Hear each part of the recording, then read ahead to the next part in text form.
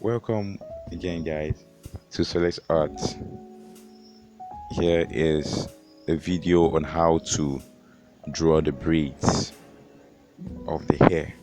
In case you're an artist and you happen to have the difficulty of drawing the hair braids, here is a breakthrough for you.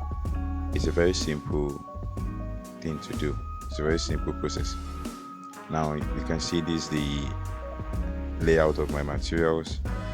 I'm just showing you the details and also all the materials I use in my cutter, my dry brush, my Monozero, and also my Tipex, when the brushes, everything you have to see here, Graphite Pencil. And I also want to let you know that drawing the hair braid is very easy. Like I said before, it's a very easy process. It's just for you to follow through the video. You watch it from the beginning to the end, so you don't miss any detail. You can see me making some scribbled lines there. It's just a zigzag movement. A zigzag movement. It's very easy to create. So just watch and learn.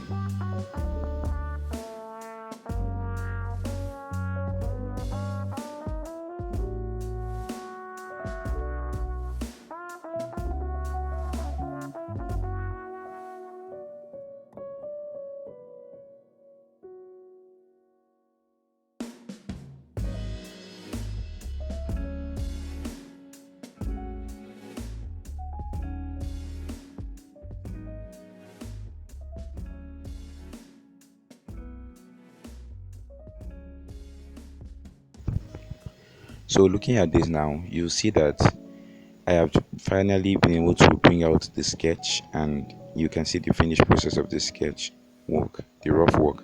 And I just assure you, just go very slow on this, don't rush. You're not rushing to anywhere, right? Just sit down, take your time. Artwork is not about rushing. Take your time and bring out what you imagine in your mind. You can see that right now I'm going into the shading process with my dry brush. You can see that I'm able to bring out those details. I'm using charcoal dust and mixed with graphite dust. Mind you, for both of you that are looking for, those of us that are looking for the materials I use, is charcoal dust and dry brush. I usually blend the charcoal dust on with my sandpaper to produce that fine dust you see there. So, and what I really recommend is using graphite dust because it's much more easier to manipulate than the charcoal dust itself. So try and get a full 12B graphite pencil and then make a dust out of it. Or for those of us that are well to do financially, you can get a graphite stick or a charcoal stick and blend it out. Use your sandpaper.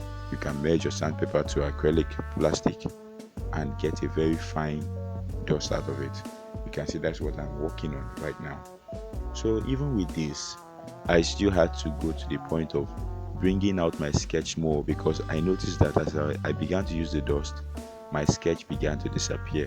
So I had to use my pencil to bring out the sketch so I don't miss any line, because any braid line that is missed and mixed up with the shading might cause a very big disaster when it comes to the actual core shadow process. So just watch and learn.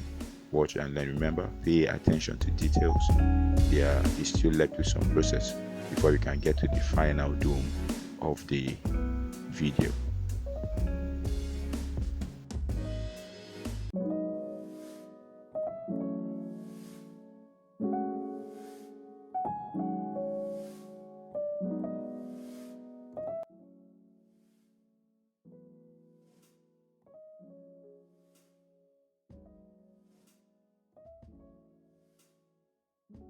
So as you see, I use the charcoal dust to bring out the first layer of the shading.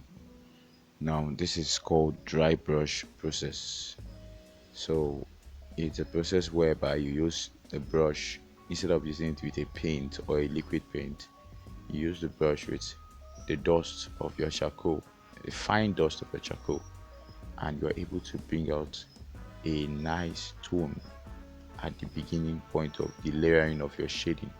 It helps makes the work fast and more look more realistic as time goes on.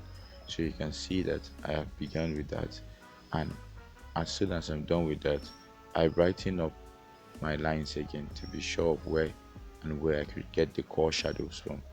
And you'll see that I'll start shading starting from the top of the hair braid up to the lower aspect of it. So just watch and keep learning. It's a very simple process. You just need to follow the video from the beginning to the end, and then you get exactly what you have been looking for over the years. So I believe many people have been struggling with this, so I just decided to make a video on this so I could help a lot of people out there who don't know how to do it. But if you know how to do it, you can still watch and learn and add to what you know.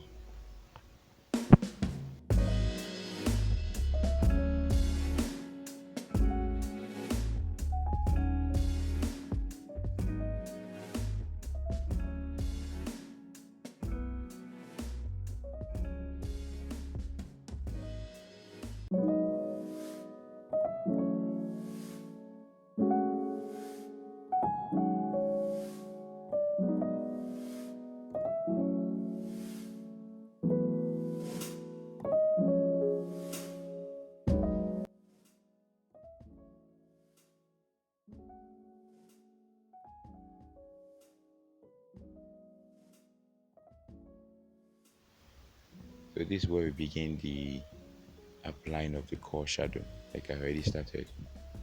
You can see I applied the first part of the core shadow on the upper side of the braid before I go to the part that is close to the zigzag lines. Now when you're applying this, take your time and apply it. The video is just sped up to avoid much space being used up. But if you can see, at every step there is a continuous repetition of the core shadow. Continuous repetition of the core shadow, both on the top and the lower part of the shading. Just watch and make sure you get all the details to achieve this realistic shading.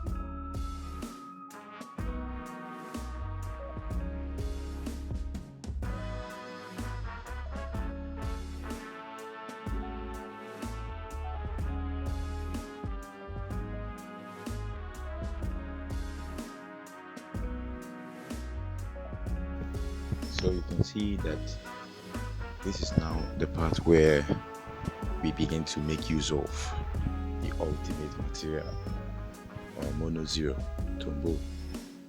This material does wonders. Just like say, it works wonders. It's a miraculous material.